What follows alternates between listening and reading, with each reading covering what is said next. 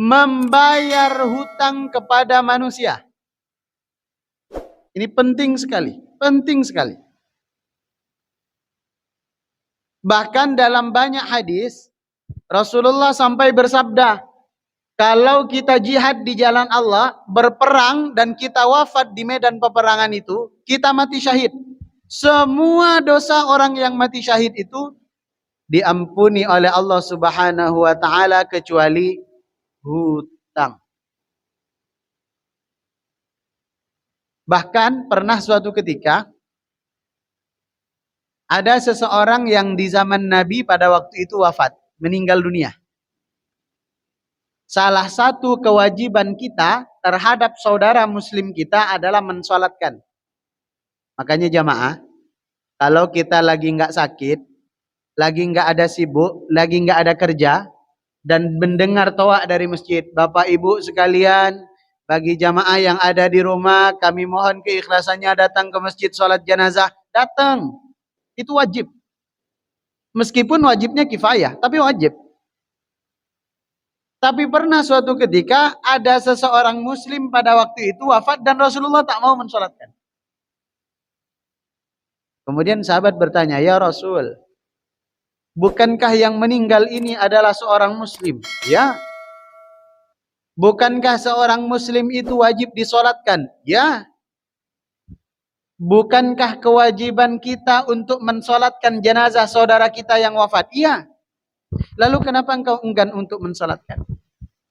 Kemudian Rasulullah menjawab, saya tidak mau mensolatkan jenazah ini karena dia masih ada hutang yang belum dibayar. Sampai sebegitunya. Rasulullah enggan mensolatkan jenazah karena dia meninggalkan hutang yang belum dibayar.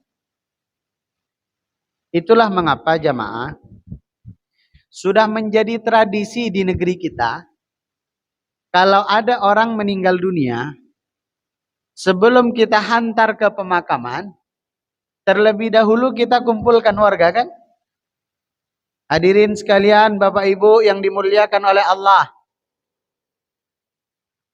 persaksikanlah jenazah ini, almarhum ini, almarhumah ini orang yang baik atau orang yang tidak baik. Dan menjawab semua orang yang baik. Itu ada hadisnya. Karena setiap orang yang bersaksi atas almarhum almarhumah bahwa dia adalah orang yang baik, saksi itu yang nanti akan dijadikan hujjah di hadapan Allah Subhanahu wa taala. Tapi bukan hanya itu. Yang juga disampaikan oleh sahibul musibah, orang yang berduka juga menyampaikan, Bapak Ibu sekalian, bila mana masih ada sangkut hutang piutang terhadap almarhum almarhumah, kalau itu diikhlaskan, semoga Allah memberikan sebesar-besarnya balasan. Tapi sekiranya tidak ikhlas karena mungkin nominalnya besar, maka silahkan temui keluarga almarhum almarhumah. Ini wajib untuk disampaikan. Kenapa? Yaitu tadi, sebelum kita membagi harta warisan, ada hutang kepada manusia yang harus kita lunasi. Siapa yang berkewajiban melunasinya? Ya ahli waris. Dengan cara apa melunasinya? Dari harta warisan. Makanya pertemuan lalu sudah kita singgung sedikit, ahli waris itu ada enaknya, ada tidak enaknya. Enaknya adalah ketika orang yang meninggal dunia banyak harta warisannya, dia nggak ikut kerja tapi ikut menikmati karena dapat harta warisan.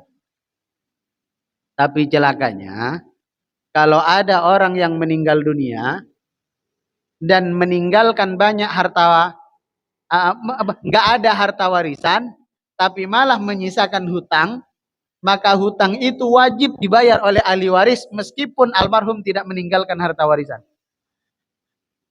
Makanya jamaah pikir-pikir, kalau mau ngutang, pikir-pikir dulu. Karena nanti dibebankan kepada ahli waris.